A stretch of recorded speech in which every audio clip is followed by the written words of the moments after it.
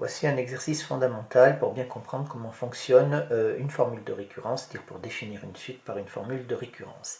Alors, on nous demande toujours dans cet exercice à partir de quel rang est déterminée et définie la suite et de calculer les 4 premiers termes. On commence par la première suite. Alors ici, en fait, quand on est avec des suites récurrentes, c'est-à-dire une suite définie par récurrence, eh bien c'est indiqué puisqu'on a le premier terme qui est donné ici. Donc à partir du rang 0, c'est-à-dire pour tout n appartenant à grand N. Je rappelle que n est un entier, et donc la suite est définie ici à partir du rang 0, puisque le premier terme c'est U0 qui est égal à 2. Maintenant, on nous demande de calculer les termes, les 3 premiers termes, donc les 4 premiers termes. Donc les 4 premiers termes, ça va être jusqu'à U3. Donc U0, il est déjà fait. Quand on calcule U1, alors vous allez appliquer la formule de récurrence, toujours en la lisant de façon de positionnement des termes par rapport aux autres. Donc ici, vous voyez, vous avez UN plus 1 et UN. En fait, le N plus 1 et le N, vous n'allez pas essayer trop d'utiliser ça. Vous allez voir juste que celui-là, UN plus 1, c'est le terme qui vient après UN. Et UN, c'est le terme qui est juste avant UN plus 1. C'est comme ça qu'il faut lire une formule de récurrence. Et après, pour les N plus 1 et N, ça c'est très technique et on va le voir dans les exemples suivants. Donc, ou dans les exercices suivants. U1 ici, quand vous allez calculer dans un premier temps, pour bien vous entraîner, pour bien maîtriser les formules de récurrence, vous allez l'appliquer systématiquement. Donc ça fait 4 fois U0 plus 1. C'est-à-dire pour calculer un terme, je fais 4 fois le précédent et j'ajoute 1. Donc U1, 4 fois le précédent, c'est-à-dire U0, plus 1. Et maintenant, on remplace. Ça nous fait est égal à 4 fois U0, c'est-à-dire 4 fois 2, plus 1 ici. Ce qui nous fait donc est égal à 9. Pour U2, c'est pareil. Donc, c'est 4 fois le précédent. Donc, c'est 4 fois U1 plus 1. Faites attention, on l'a vu dans les vidéos précédentes, de bien mettre l'indice du terme en dessous et mettre le plus 1 au-dessus pour qu'il ne soit pas au même étage, pour ne pas avoir de confusion dans l'écriture. Ce qui va nous faire donc 4 fois U1. Alors attention, hein, U1 on l'a calculé avant, je rappelle qu'on est dans des suites récurrentes, donc les calculs se font de proche en proche, et pour calculer U2, il faut connaître U1, etc., etc. Donc ça nous fait 4 fois 9 plus 1, ce qui nous fait 37. Enfin, U3, ça va nous faire donc 4 fois U2 plus 1, toujours pareil, 4 fois le terme précédent plus 1, ce qui nous fait est égal à 4 fois 37 plus 1, ce qui nous fait 28, 12, 148, 149, si je ne me suis pas trompé. Je vérifierai, je le corrigerai sur le PDF au cas où. Voilà pour cette première suite. Même chose pour la deuxième, donc ici, la suite, pareil, définie pour tout n appartenant à n, donc à partir du rang 0. V0 égale moins 2, Vn est égal, alors ici on voit que pour calculer un terme, il faut prendre le précédent que l'on élève au carré, plus 3. Attention, je rappelle qu'une puissance s'applique sur le caractère d'écriture qui est juste avant, donc elle s'applique sur le Vn, donc sur la totalité. Pas sur l'indice, hein, elle s'applique sur le terme en entier. Donc ici, si je calcule V1, ça va être V0 au carré plus 3. Ça va nous faire donc moins 2 au carré plus 3. Faites attention de ne pas oublier les parenthèses, ce qui nous fait donc 4 plus 3, ça nous fait donc 7. Si je prends V2, ça nous fait donc V1 au carré ici plus 3, c'est-à-dire le terme précédent que l'on élève au carré plus 3, ce qui nous fait donc 7 au carré plus 3, ce qui nous fait 49 plus 3, c'est-à-dire 52. Et pour V3, ça nous fait donc V2 au carré plus 3, ce qui nous fait donc 52 au carré plus 3, ce qui nous fait, alors là, de tête, 52 au carré, c'est un petit peu plus délicat. Donc,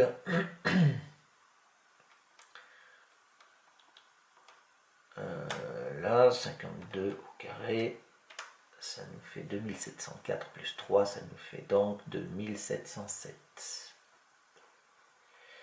Voilà, je rappelle qu'on peut aussi utiliser la calculatrice pour faire le tableau de valeur pour l'avoir. Ici, je me concentre sur le côté manuel en fait. Cette troisième suite est un petit peu plus compliquée parce qu'on a une formule de récurrence qui mène donc qui mêle un terme avec le terme précédent, mais on retrouve ici la valeur de n. Donc là, ça va être bien plus compliqué, il va falloir repérer des choses dans cette formule-là. Déjà, on va regarder à partir de quel rang est-ce qu'elle est définie. Ben, vous voyez ici, ça part donc de T2, donc c'est pour tout n supérieur ou égal à 2. C'est inscrit par la donnée du premier terme dans la définition de la suite. Donc T2 est égal à moins 1. T3. Alors, pour T3, on va dire donc, pour calculer un terme, on fait 3 fois le précédent. Donc ça nous fait 3 fois T2. Alors après, c'est là où il faut arriver à repérer n. Donc le n, on voit dans la formule de récurrence qu'il est ici et ici. Ce qui veut dire que quand vous appliquez votre formule de récurrence, vous devez avoir la même chose là et là. Donc ici, quand je l'applique, j'ai donc T3 qui est, T3 oui, qui est égal à 3 fois T2 plus 2 fois, et là, je vais remplacer donc 2 au carré. Je dois avoir la même chose, donc j'ai bien ici la même chose que je dois avoir là et là. D'accord? Il faut vraiment regarder et visualiser et reconnaître tout ça. Ce qui va nous faire donc ici 3T2, ça nous fait donc 3 fois moins 1 ici, plus 2 fois 2, 4 fois 2, 8. Ce qui nous fait donc 8 moins 3, ça nous fait donc 5. Si je calcule T4, T4, ça va nous faire donc 3T3 plus 2 fois. Alors ici, c'est exactement la même chose. Je dois avoir le 3 qui doit être ici, donc ça nous fait 3 au carré, que je dois avoir là. Et ça va nous faire, donc, est égal à 3T3, c'est-à-dire 3 fois 5, plus 2 fois 9, ce qui nous fait donc 15 plus 18, ce qui nous fait 33. Et enfin T5, T5 qui va être égal à 3 fois le terme précédent, c'est-à-dire T4, plus 2 fois, on retrouve ici encore le 4 qui est là et qu'il va falloir que je mette ici, donc 4 au carré, égal, je ferai le calcul, je le mettrai sur le PDF. Ce qu'il faut comprendre, c'est comment est-ce qu'on utilise ça. Pour la quatrième suite, alors la quatrième suite, elle est encore différente, c'est-à-dire que cette fois-ci, vous voyez qu'on a Wn plus 2 qui est égal à Wn moins Wn plus 1, c'est-à-dire qu'on calcule un terme en fonction des deux précédents. Donc ici, bien sûr, pour ces suites récurrentes, il faut donner la valeur du premier terme et du deuxième terme. Ici, on voit bien que le premier terme, c'est n, puisque le premier terme, il est de rang 0, donc ça commence pour tout n appartenant à n, c'est-à-dire pour n supérieur à 0. On calcule les 4 premiers termes, donc j'ai W0, W1. Quand je veux calculer W2, eh bien j'applique ma formule. Pour calculer un terme, on prend le terme, qui a 2 rangs avant, moins le terme précédent. Donc si je prends W2, donc je prends le terme, pas le terme avant, mais le terme qui est encore avant, c'est-à-dire W0 moins W1. Alors W0 moins W1, ça nous fait donc 2 moins 3, ce qui me fait donc est égal à moins 1. Si je prends W3, je prends donc le terme qui est 2 rangs précédents, c'est-à-dire de Wn plus de Wn, c'est-à-dire W1, moins le terme précédent, c'est-à-dire W2.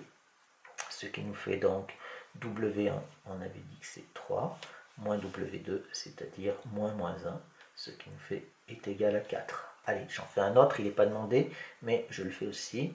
W4 va être égal à quoi? Eh bien, ça va être égal à W2 moins W3. Deux termes avant et moins le terme précédent. Ça nous fait est égal à W2, c'est-à-dire moins 1, moins W3, moins 4, c'est-à-dire moins 5, etc.